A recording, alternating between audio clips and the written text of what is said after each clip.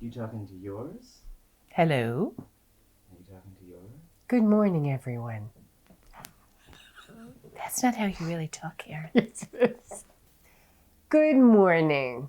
We're going back to the interviewing process for John, and my sister's here this weekend visiting. Did you want to say anything? Hello out there in TV land. Here we go.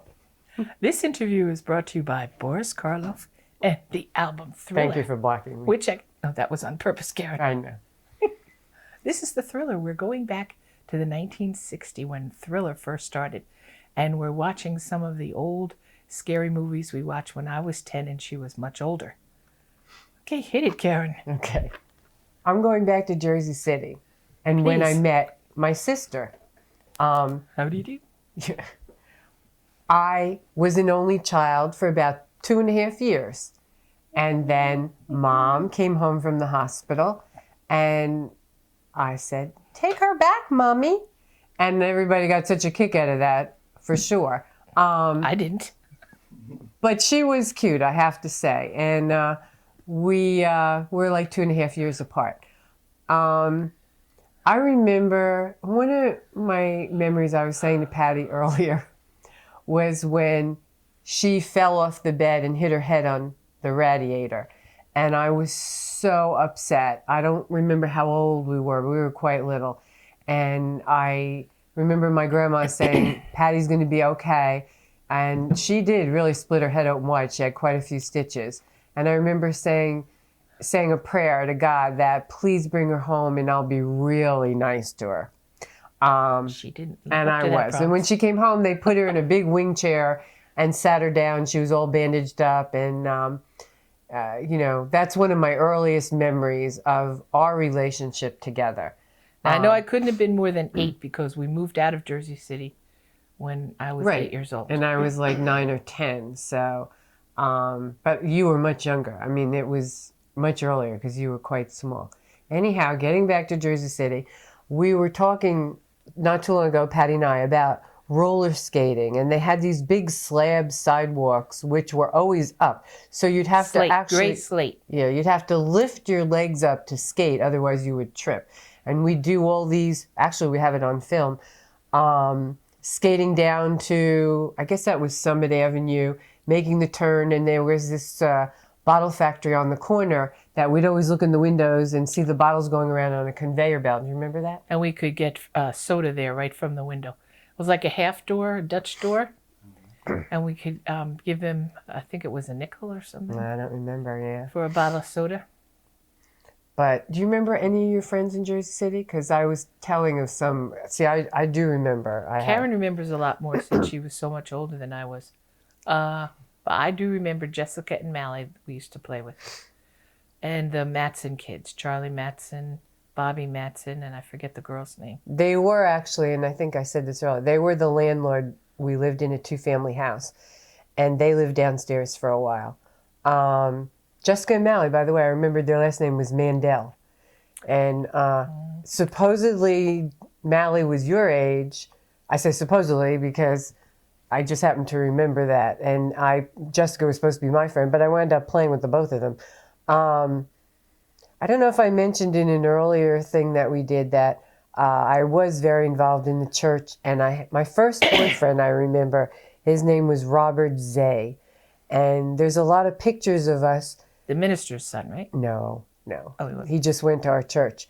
The minister only had 2 daughters, who was my best friend, Susan, the younger one. But Robert Zay, I had to say, he was shorter than me. He was blonde. He's really cute. And that probably... He's on a movie picture. He's on one of the movie pictures. If he's still living. When you made your... But What do you mean if he's still living? That's when he was a kid. Oh, I thought you meant now.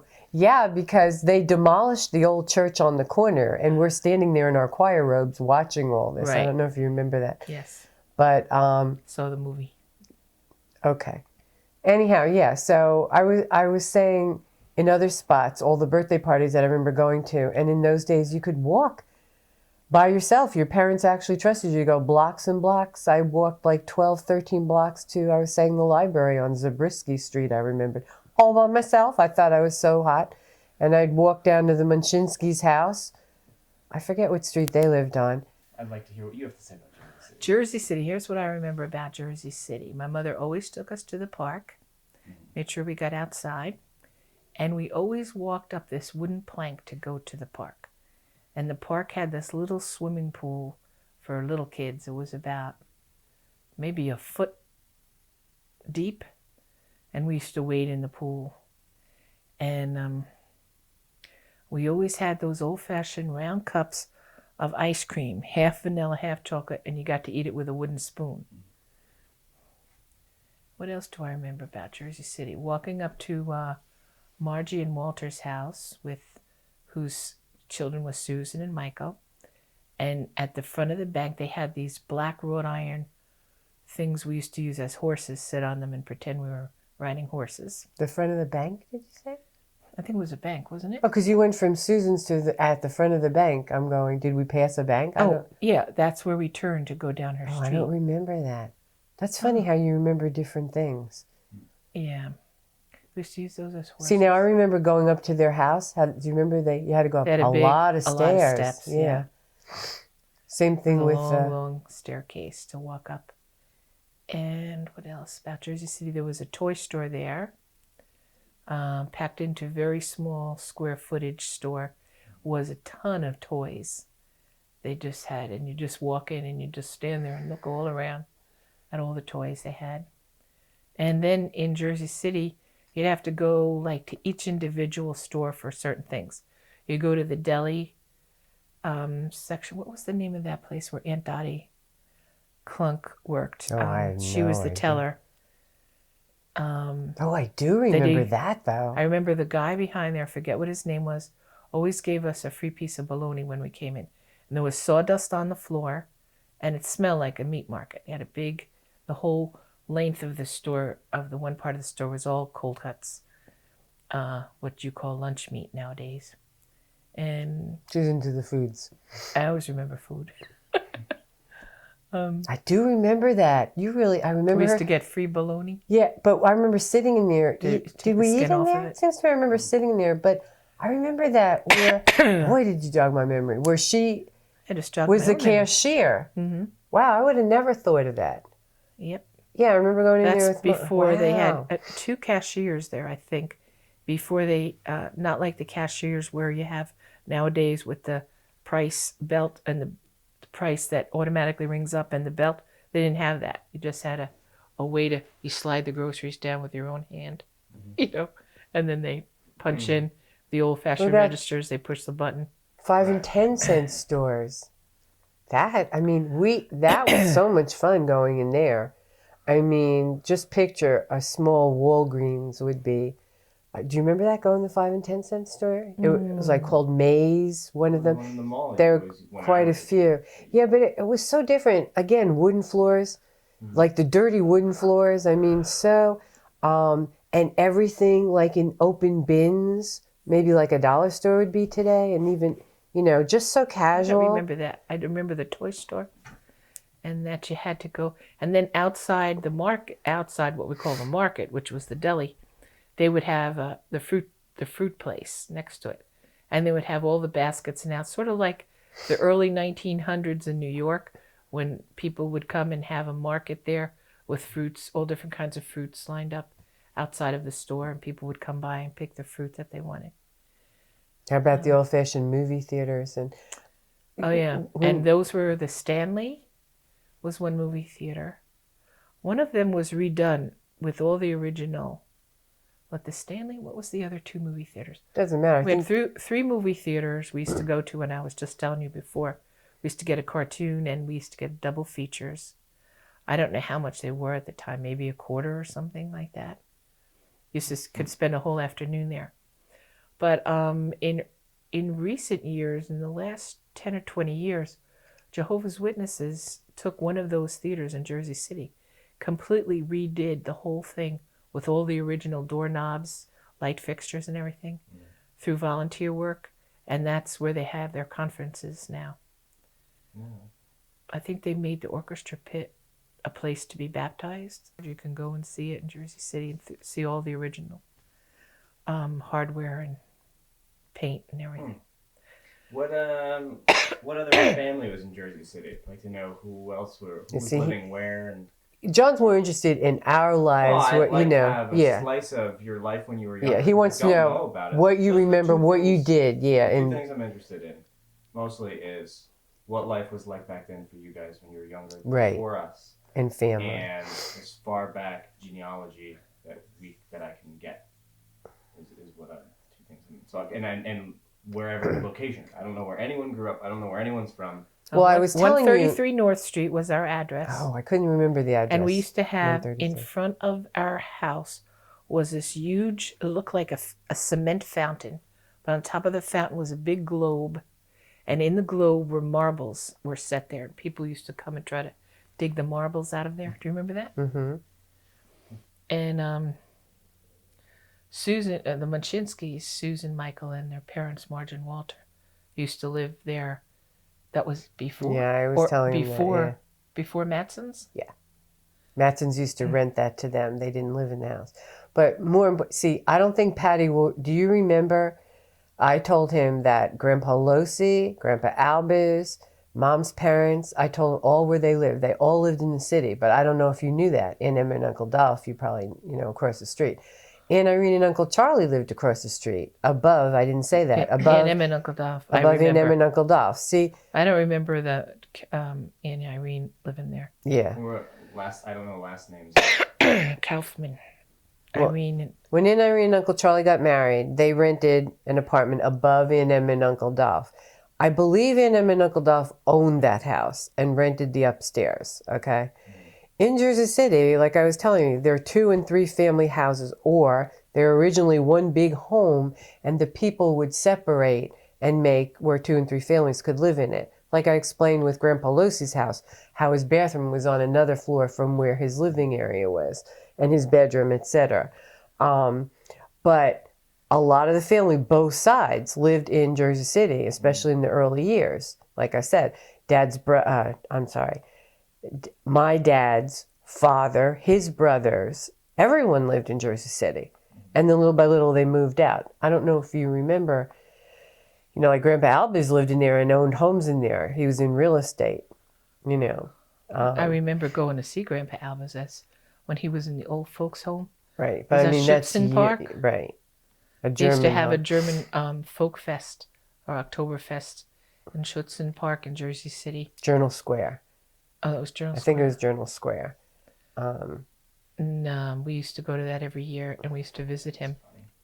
And that's where I used to, anytime I can't take the train from Newark to New York, You go to Journal Square, yeah. Yeah. But what last names did That's you where the want to theaters know? Aunt Emma and Uncle Dolph. Well, Aunt Emma and Uncle Dolph was my father's uncle, my grandpa's brother, okay? Of course, their last name was Lohse. My mom, again, last name Kaufman. 2 N's at the end, 1 F, right? That's, I know it's 1 F, but I was telling John that I had to look up. I thought it was 2 N's. I never remember, never. When I write a card, I always just want to put the 1 N. I'm pretty sure it's 2 N's. Yeah. But I'm trying to think what else. I told you about the neighbors. Everybody was very friendly in those days. All the neighbors, they'd get together and stuff I do remember we did have a lot of activities in the church. When I was a brownie, we had a meeting. We had a big meeting somewhere in the church, I forget, and there was a guy there who was making balloon animals. And that's when I decided that that's what I wanted to be when I grew up. I wanted to be a person who made animals from balloons. Was my calling at that time. It's just a side job now. Yeah, I forgot you were a brownie. Do you remember anything going to the parish house? Yeah, that's probably where they had the balloon man. Yeah. I said, we were really, my mom had us very involved in church activities. And then you moved to Edison, which she didn't. I didn't like it. I don't know how Patty felt. I had a real hard time with it. Again, being She 2.5 years older, I didn't cry. I don't remember crying a lot, but I didn't like it. I remember at the dinner table. And I remember, too, Mommy taking us taking School. me to school, riding at 106 Stony Road in Edison, all the way up to Washington School, the back roads, riding a bike to bring us to school, and then picking us up by bicycle after school. So what do you mean? How did she pick Washington you School. up? She rode a bike? Yeah. Yes, I do. And how did you get there? That's how she went to the A&P too, which was the supermarket of the day. Yeah, but how did she A&P. get you there on a bike? I would walk and she was riding. Oh, I didn't know that. There's something I I didn't didn't know. have a bike then. Oh, I thought you meant she physically put you on, because Bob also went there. But I'm not That's sure our if, brother Bob. yeah, I'm not sure if he went to school when we first went to Edison. I'm not sure how old he was. Yeah, he did, because I was in third grade. He was When in I went to kindergarten, Edison. probably. So, what else do you remember? About Well, I remember I thought I was hot stuff when Mom used to let me go to the A&P for her. And of course, on my way out, I'd always pick up a pack of gum right by the cash register. For how much? Oh, I don't even remember. Or a Mason Mint, which doesn't exist anymore. We go It's back like the into York food now. peppermint patties. Jane Yeah. Parker marble pancake, my Well, we favorite. were talking earlier with Mary Jane's, which they still make, how we were saying how that was one of our favorite candies. And Bit of stuff. Honey, that's an old one. Yeah. And then, did you remember the drugstore across from the A&P? Bell's Drugs? I mean, that was there Oh, for yeah. years, even as we Many got years. older. Decades. If you could cross the street, which was Route That's where 27. Grandpa used to get his prescriptions. Yeah. Those drugs. Yeah, right? Well, we Name all, sounds familiar yeah, to me. I mean, we all did. I mean, that was there as we grew up. But it's funny because I thought I had arrived when I was allowed to cross Route 27 and go to Bell's Drugs from the A&P, because I used to take my bike up there, or go to the bank, Edison Bank. Oh, we have to mention about Edison. Karen and I would save all our pennies and nickels during the week so that we could walk over to Grant's, which was like a 5 and 10. like a 5 and 10, like a Woolworths used to be, but Grant's. And we used to go down. We had this old desk that we shared, and we would go down the 2 little aisles of stationery supplies and stand there for minutes and That was so much fun. 10 minutes trying to decide which pad should we get, how many pens, pencils. And then when they went out, do you remember going to Save On Drugs? Because Grant's wasn't in existence Yes, anymore. if we would have only had Staples at the time, or the other Office Max. Office Max or one of those, Office Depot. we would have been in heaven. But we used to always save all our pennies so that we can get. That's all you needed to go to those stores then. You only need, if you had a couple quarters, you could buy a lot of stuff. That's amazing. Yeah. What else was in that mall? And you know what else I remember? Bobby getting hurt. Our brother Bob getting hurt when the street we lived on 106 Stony Road in Edison, where we moved from Jersey City, used to be a farm, and the end of the street was blocked off. It was a dead-end street. There was a farm there, and people went through there and just like ransacked the farm. And I don't know if the man ever returned to the farm or the farm was bought or something. But anyway, that became a through street now that you could drive through it. But I remember Bobby getting hurt at the gravel when they were laying a road. Chucky Dominic threw a stone at him and cut his head open. Bobby came in bleeding one day, and my father said to him, "What did you do to Chucky? That Chucky threw a stone at you?" Daddy was famous for that. "Okay, you did this, but this happened to you, but what did you do to the other guy?" So somehow I still remember that. Yeah, you need to talk Yeah, more I am. about. Or you are? Mhm. I was going to say your experiences, how you felt about things, because That's what I am. No, you're not doing that. no, About what? Things you remember. You said things off the top of your head. What do you remember about Yeah. Jersey City? Well, that farm you were talking about, do you remember that little, that wasn't the farmer's house. I don't know what that was. Like maybe a shack was or a farm. someone that, if that was his That house. whole That was area so was a small. farm. Well, no, I know. And St. Matthew's built on it. Was that? It was built by the time I was around. No, that was turned into a grove for the school. St. Matthew's. I'm trying to remember. Well, where- St. Matthew's was on that property, and they kept adding on.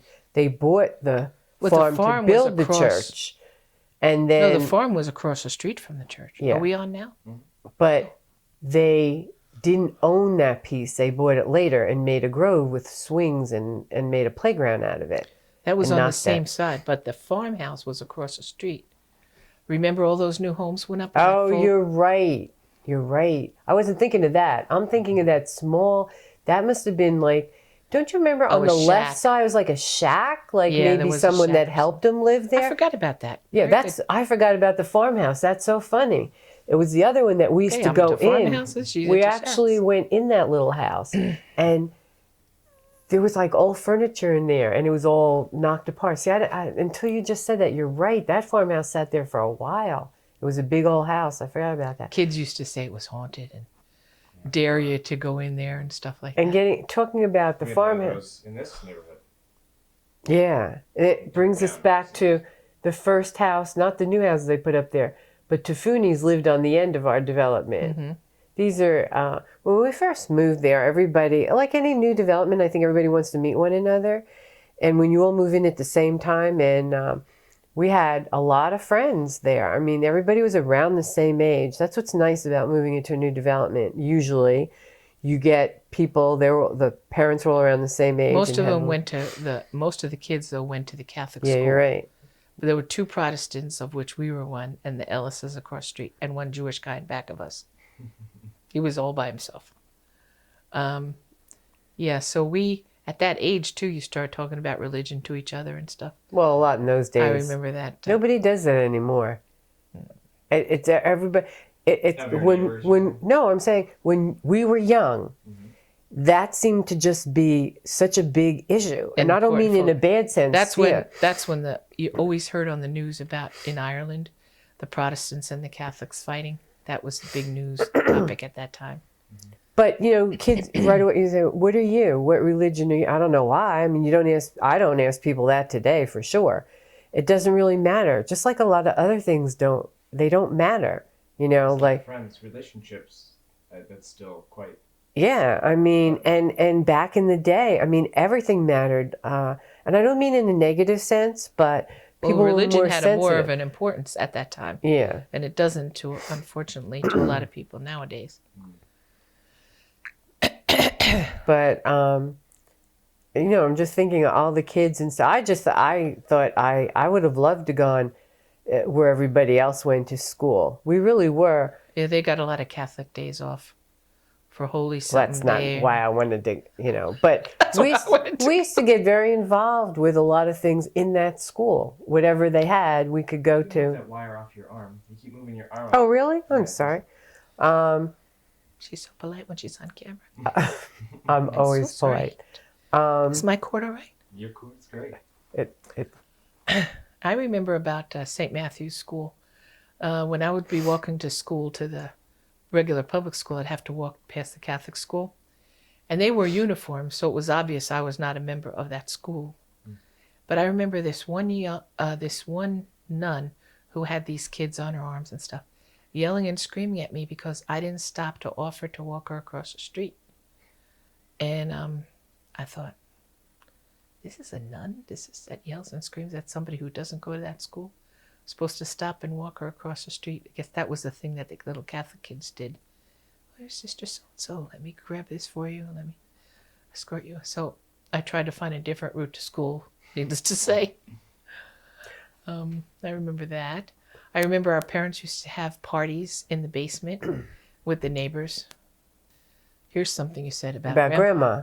Oh, Grandma. Okay, because we said a lot of parties were held in Grandma and Grandpa Lose's house. And we went to a wedding. Neighbors had wedding. The Wenses were a little bit older than everyone else. And their daughter was getting married. And we went to their wedding. And the wedding was ending. And Mom heard Evelyn Wen say they didn't know where they were going to go. There were so many people. And they really wanted to continue on. And Mom invited the Wenses to invite everyone at the wedding to our home and use our basement. It was, I mean, how many people would do that? They had a lot of people at that wedding, okay? I'm sure not everybody came back, but she did. And I remember Daddy getting all nervous and everything. He's, we don't even know all these people and, you know, whatever. And it was so funny because, yeah, people had to go to the bathroom. I'm not sure if, I don't remember going to the wedding. I think we were at that wedding. I'm not sure. Okay. But I do remember thinking, who are all these people? And they were upstairs, and then they'd go to the bathroom, and then they'd be looking in our bedroom, and I'm going, okay, like, who are all these people? But the fact is, your grandma used to be so accommodating that way. She always would give more than 100%. And she said, listen, if you need, and I don't think Evelyn Wenz will ever forget that Mom would do something like that, She always volunteered for stuff. She did a lot of good things for people.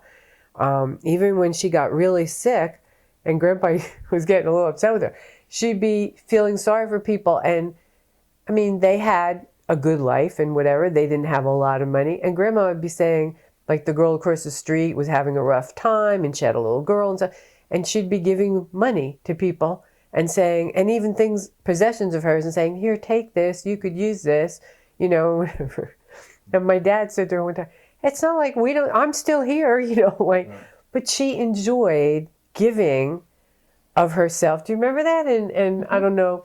Christiana still has her, the bed she bought her, the what do you call that bed? Well, that's her granddaughter, but I'm talking people she hardly knew. She'd say, you like Aunt Dottie used to do, my dad's aunt. You'd say, Aunt Dottie, I love that. You like that? And she'd take a brooch off of her blouse and give it to you. Or, I don't know. Anything you said, oh, this is nice. She said, here, you can have it. Yeah. Aunt Dottie Ludwig. Yeah. We loved going to her house. And we talked, I think, a little bit. That's what I said. I forget what I talked to you previously. Aunt Dottie had always these big parties, and when we were young, we thought her house was a mansion, right? Until we got older. It was a nice sized house, but I think it looked bigger. And Dottie Ludwig was the sister of our grandmother who was married to, on our father's side. Our grandfather on our father's side. His wife was the sister of Dottie Ludwig, and Aunt Dottie was married to Uncle Jack, and they had a son and a daughter, Doris and Robert, who our brother, was named after, I believe. And that was his godparents. Those were his godparents. And one thing we didn't find out, this is really interesting, until we were well into our adulthood. My mother told us that when we moved to Edison, that house cost $18,000 at the time, and Aunt Dottie and Uncle Jack gave my parents $5,000. Six. I told them this story, but that's fine. Yeah. That's fine. That's, I thought it was 5 from them, and Grandpa Lohse gave $1,000. That's what I thought it was. You're right. Grandpa did give money. I'm not sure if I thought Uncle Jack gave them 6, and then Grandpa added to it. But you could be right. They had 3 children, and they said, we shouldn't all be in that little place in Jersey City. We should be out in the suburbs, which I remember going to that house when we found the model house in Edison. I remember thinking, this whole house is ours? Because we always lived at the top floor of a house. We didn't know that the bottom floor could be yours too. So when we moved in that house, we were so excited looking out the windows upstairs. That house was actually even lower than that, and what they did is they took the little bit extra money and put it to add on things. I don't know what was added on in that house. I don't know either. Yeah. But, or it was 18 and they added it to 20, whatever. And then I don't even know what that house would be worth today. Oh my God, I can't. We don't know, too, if Daddy ever gave him the money back. No, he didn't have to. He didn't have to. It was a gift. And Uncle Jack said that. Wow. And I always remember Uncle Jack, he was the financial advisor for Mrs. Woodward of Woodward Estates, with the horses. And he was her only financial advisor, I think. So that was his whole living. He made a good living. And I always remember thinking how stern looking he was, with the white hair pushed back and the white mustache, and very serious and everything. And that always taught me, like, you can never tell what's in the hearts of man. That's where we have to, love everybody, and, because we don't really know what's in their heart. And here was looking a stern guy, not really huggy, kissy kind of guy, but look at what a good heart he had to give that money to my father. Well, how many people are like that? Where and also then we knew too that he gave a lot of money to the church, but he didn't want that advertised. he gave it, anonymously, which is how we're supposed to give. So I was always impressed with that. That always taught me a really good lesson. You cannot judge a book by its cover, because every time someone says something to me like, oh, they're so quiet, or they're an introvert, and they kind of indicate they don't like them for that reason. And I don't want to mention names, but I've known a few people and very close to us that I always stick up for them, and I'll go, they really do have a good heart. They're a good person. It's just they don't know how to show it a lot of times. Or like Uncle Jack just didn't want anybody to know. But a lot of times, just because you're quiet or you're stern or you're serious doesn't mean you're bad. You don't have to be that outgoing social person. We all have different characteristics. Right. And a lot of people don't know how to show love. They don't know, or they don't say it. To say that word, I love you. Remember we were talking yesterday about how you were saying some people just use that word too much. I love you, I love you, I love you. Or what was that example you gave where, a Polish girl in my ESL college class said Americans use that so easily. Like, oh, I love you. She was just here 3 weeks, this Polish girl. And they're going, I love your accent. Oh, you're so cute. I love you. I love your dress. I love how you look. I love your hair. Earrings. Yeah. But I said that's a natural We don't thing. say that, She thought it was very superficial, of that Americans are like kind of known for that. But I was saying to her, if I've said that already, I love your outfit. I really felt that from the heart. I get that, yeah. What did you say? It just seems like it's a different context since you're talking about objects and not people. Yeah. Yeah, that we place more emphasis on material things. But you're trying to get a point across that you really like it. So you may say, I love your outfit. How many people say that? I love... Yeah, but it's looked at differently in a different culture. Yeah. Different culture. But I do see, you're not going to tell people you just met, I love them. Although I said to her, we've had people come for the first time, maybe people that work for Dad, the guys, they'd come to a picnic. By the end of the day, you've had such a good time with them. Well, you're not telling them you love them. But when they leave, you go to give them a hug and say, thanks for coming, or we had a great time. You just feel that emotion. So I understand certain, we've done that many times. So is there, I don't know where if you want to jump around or whatnot, because I'm also interested in how you met Uncle Skip. Oh yeah, that's a good point. Yeah, he's interested more in, you personally. Well then, are we still on? Mm-hmm. Oh, hi out there, TV land. She can't do a serious interview. I have known my husband my whole life. Why? Because his mother and my mother were best friends in high school. Mm-hmm. And his mother her name was? Alice. Clunk. Lorraine Clunk, who had the same initials as my mom, A-L-K, Alice Louise Kaufman. And we grew up together. His dad was in the service for 20 years. And when his dad settled down in Edison, which was 5 minutes from my mom and dad's house, he went in the service for 4 years. So when he was in the service, he started at age 17. I was going to high school. So when he would come home on leave, we kind of discovered each other as kind of young adults and kind of took a liking to each other.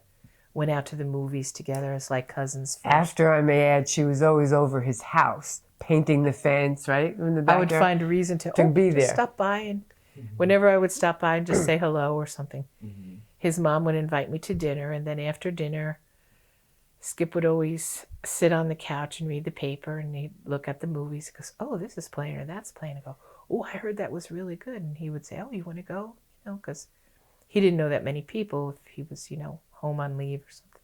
Wasn't he engaged, though? No, he was never engaged. He was never engaged? Cut! No. Don't add anything to the story. No, I'm asking a question because he was very serious, and I thought he was engaged to the girl. Now, I don't mean his cousin, who he got very involved with there, too, doing things together. Elaine. I'm talking about, that girl he was very serious about, and she... No, he was not serious about her. She was serious about him. She wanted to get married and have kids, which is, this was some girl in Staten Island who his cousins fixed him up with on a blind date.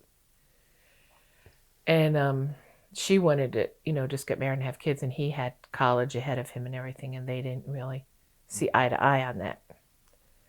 But anyway, what was I saying? You started going on dates with Skip. Yeah, so we went on dates, and he took me, I asked him to take me to my prom in 1968. and he came up from Virginia, and he took me to the prom.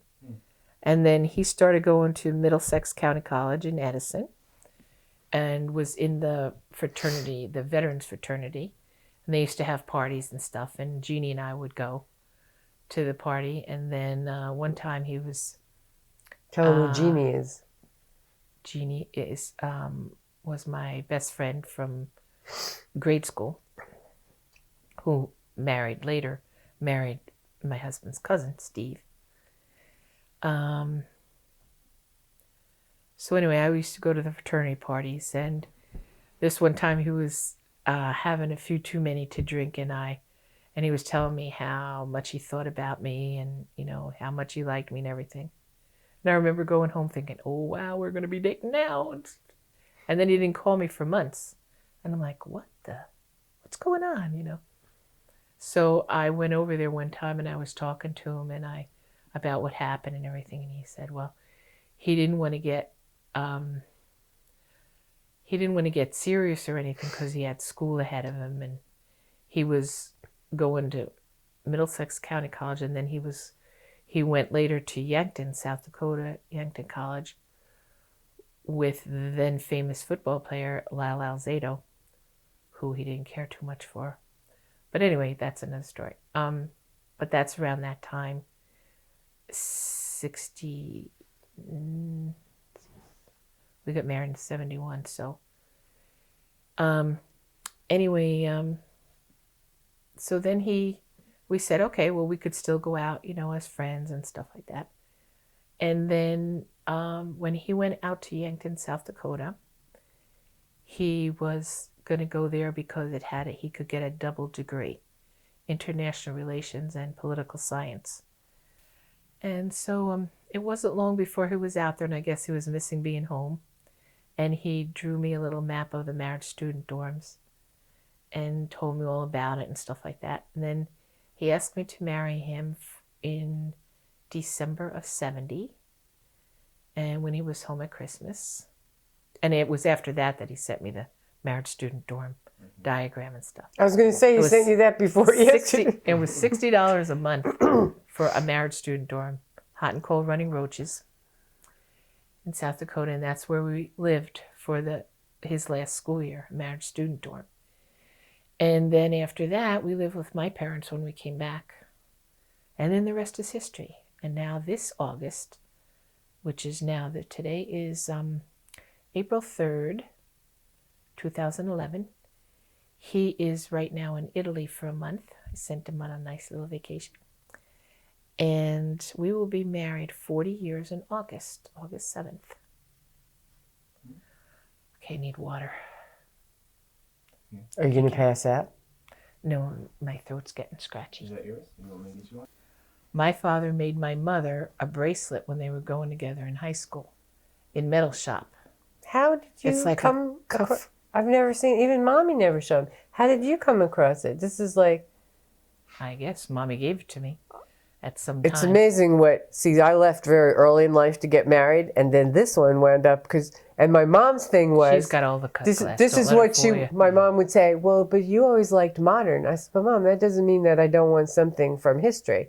Yes, I did. I always liked the real modern stuff. I have of Mommy's. I didn't know about that. That's a surprise. A black onyx necklace she always wore, and I'm going to keep that in the family. She always wore this black necklace with a silver chain, silver and black chain. And that is always, to me, sentimental because she always wore that when she was going out and dressing up fancy with my father. And I have a bracelet that, like I mentioned, silver or some kind of metal it is that he made in metal shop for her. Does it have her name on it or something?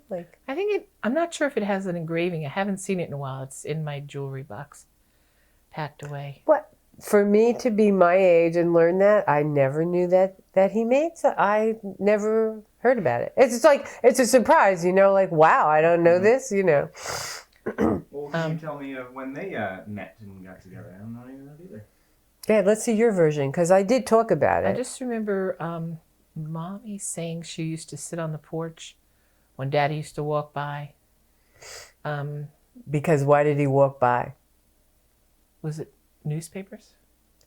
I think he did that too, but I believe He was a friend of her brother. yeah. And then they His got a friend. band together. They had a band. Yeah, they had a band together. So when he came over, they became, So I guess they noticed each other. But they were in school together. But too. just to backtrack, because you didn't get that one part, when we were talking about the neighbors getting together in my parents' house in Edison in the basement, that was a neighborhood kind of thing. They met down there.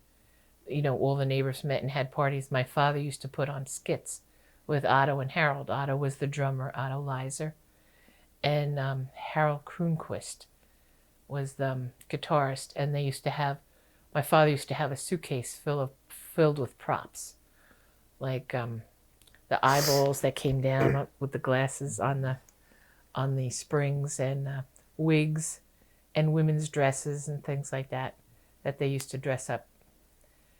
And so I just wanted to re-mention that. What was the name of Dad's band? Because I talked about Larry's. Did you remember it? The band was the something Rays. Rhythm Rays. Yeah. I was talking. And he played the steel guitar, right? Yeah. Played a steel guitar. Yep.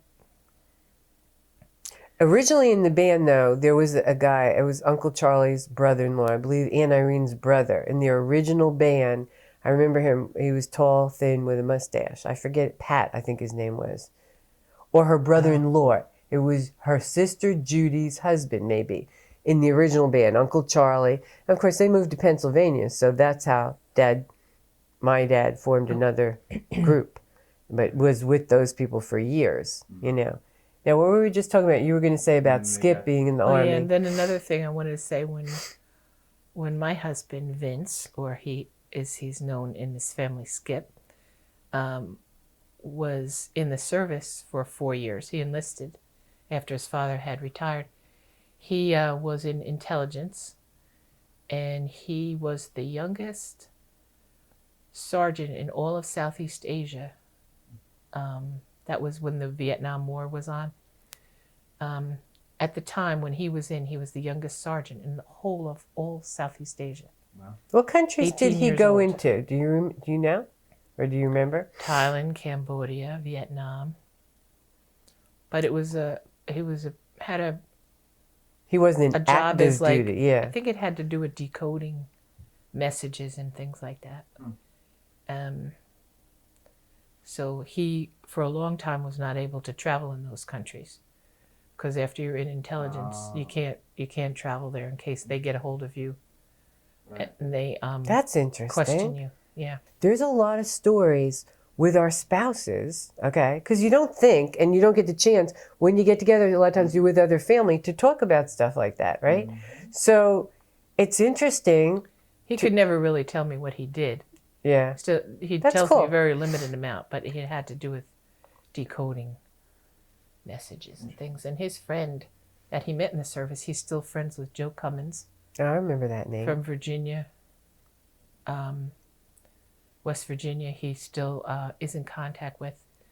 And Joe was just, Joe went on and learned Czechoslovakian, so he could do the same kind of work. He's retired now.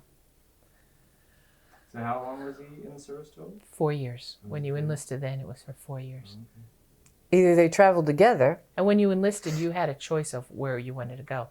If you were drafted, then they just told you where to go. Then it was less years, 3 years, I think. Now you should talk about how you got your beautiful girls. That's a really good story. Yeah, I get to backtrack just to Grandma and Grandpa, where they met and everything. What year were they married? Years are terrible. You have a better mind for you. I'll always go, well, they would have been, as even their birthday years. For some reason, Yeah, I think birthdays, 1923, I'm thinking is a birth date. Yeah, I think one was in, let me think about this. Well, they were a year apart, right? So I think 22 and 23, I would assume. All we need Yeah. is a piece of paper and a pencil here. I was think born, 23, Mommy was born, because I think that's the year that Aunt Alice, I call my Aunt Alice, but March she was really my 13th. mother-in-law. That's good to have birthdays. That's not Grandma, March 13th. Possibly 23. 1923. Yeah. I'm pretty sure. And grandpa's birthday? May 26th. Dad, Well, how I you always could have to figure think- it out was my mother died in July 7th of 92. 1992. How old so were she you? was You were 69. 10 when she died, so It was July. It was just before I was. before you were 9. 10? 9? 9 or I was born in 10? '83. So for '92, that would mean I was going to be 9 in a month. And now I thought for some reason I had you at 10 when she passed, but I have to take a sip of a liquid. My throat's dry. But this is Orange Crush. This is Jonathan Bulava's and one of our favorite drinks. well, it used to be mine And until I mine. couldn't drink the effervescence I'm anymore. wondering if my grandchildren or great-grandchildren, or whoever sees this, I wonder if Orange Crush is going to be around then. Or if they're even going to have sold soda anymore because it's supposed to be bad for you. You could But she'll looking be at drinking right now it as in if the- you're smoking. And it's colored, so it's bad for you. They just came out with Yes. that this past week. Anything colored. And they just came out on the news that all the food colorings, like orange food coloring, red, So she's drinking it. It's bad. yellow, and blue, all those food colorings are making our children The way they are today. That's why you are the way you either are. today. hyper or Oh, really? their HD, It's, ADHD, ADHD. attention deficit hyper disorder, or something like that. Okay, so So what let's were see. we just going to talk if we're, about now? if we're talking history here, you heard it. We heard it on the news in April 2011 that these food colorings, which of course they've said that before, but nothing really. Now they're taking it more seriously. Is really bad for the effects of the children. And who knows what Ritalin and all those other drugs are doing. But what about Tylenol? It was that we just dispense recalled to the again. that we dispense to the children because in schools they don't want them to be hyperactive. So teachers want all the kids to be like little robots, the same, like in the sand of the hourglass, that they all move down in the hourglass. Same. Okay, so as I was saying, Tylenol is supposed to be the safest. They always Yeah, let's take talk Tylenol. meds. It's so safe. And for about, I think they said the 5th time now, it was just recalled again. So way down the line, yeah, it'll be very interesting to see. I mean, we've gone through everything. Peanut butter, where they always said that's good for you, then it's not good for you, and lipstick causes Why cancer. wasn't peanut butter good for you? Not that's good for salmonella in one of the plants. I mean, no, but they said peanut butter at one time, they said caused everything they say causes cancer. I've never heard that peanut butter causes cancer. Let's just get the record straight here. Believe me, There's because I eat a peanut lot of peanut allergies. butter. Oh, yeah, absolutely. Peanut allergies, but I've never You know, heard that people it are causes allergic to cancer. food coloring. I just found that out recently. I know Maddie knows someone who's allergic to a specific I think you can be Color allergic to and number. anything. Yeah. red 5. I'm think- allergic to eggs, which means I can't have vaccines, or not vaccines, but flu shots because they're incubated. Well, she said when she used to get a flu shot, she swears she got the flu. And they guarantee you It's just an can't. allergic reaction. Yeah. So that's very interesting. And they do tell you on the news, if you are allergic to eggs, don't take the flu shot. So that explains that one. It's like a catch-22, though, because God forbid you get the flu. Is that all eggs or just chicken eggs? How about ostrich I'm assuming eggs? chicken eggs. I have a lot of allergies, which was passed down from my mother. I have asthma, which was passed down from my mother. You're making And- mother look very bad. Karen let's has go with that. For allergies. everything that's passed down genetically, medical things. Yeah, but Yes. don't forget Our it started grandfather- somewhere. Our grandfather on our mother's side was a gas station attendant, and he had a lot of really serious breathing problems. So that it might have started there. I don't know. Oh, it could have started way before that. It's in the genetic pool, as they say. But people died so much younger then. When you were 40, you were old. And we were talking about this yesterday. Now, with all the medications and they're keeping people live longer and stuff. But Who really don't want to live any longer. yeah. Well, it's getting harder and harder because people don't have the money, number one. But anyhow, We'll But see what besides the, asthma, well, you know Asthma what's in our and both- allergies. I do. We don't know of any genetic problems on our father's side. which Dad always said it was all Mom's fault. and his family actually didn't want him to marry her because they said she came from a sickly family. Who said that? Mommy always told us that. And now that's something else I've never heard before. Okay, that was when Mom was talking to me. Maybe, I don't know. As I said, I left very early in life, so I missed a lot. Dad's side, I think every family has cancer, but on Dad's side, Bill, his Uncle Bill, died of cancer. I don't know, his mother died of cancer. Aunt Dottie had breast cancer. So, like I said, I don't know what Bill had. That was Aunt Dottie's brother. Her sister had, I think, now Mom used to say it was stomach cancer, but that could have been an ulcer. It could have been so many things. Because back then, again, somebody knew, but they didn't talk about it. You know what I'm saying? So definitely there were problems in that side of the family. But cancer is probably caused by so many things in the environment that we put in ourselves, air pollution and water pollution and the garbage and the mercury in the oceans and the the trash in the landfills, and we keep adding to it computers and the software that we keep throwing computers away every couple of years because they're not up to date anymore, so we throw them away. So it's a shame, but we're really probably doing it ourselves, where there's other countries that don't have nearly the rate of cancer incidence that we have in the United States.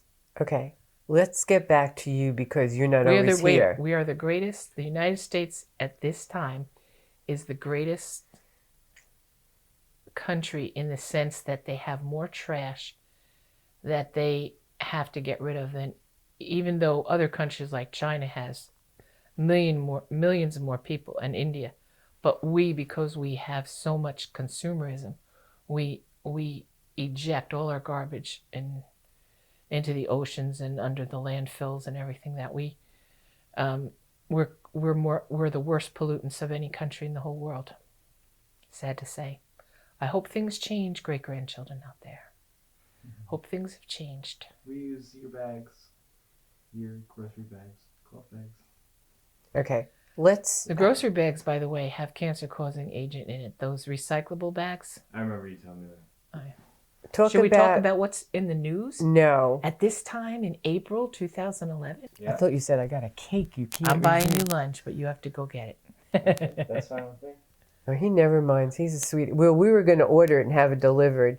Because yesterday I was telling Patty, I said, one of us. after going food shopping, and she was all. I was telling her, no, I wasn't tired. I could hardly walk, and I said, I'll tell you what. I said, we'll order it, but you got to order. I forget it. You got to order a certain denomination of food for them to deliver it. But it's funny, like I forget who was saying they don't like to do that because you're spending money for them to deliver it, and I'm saying, yeah, but it's worth it.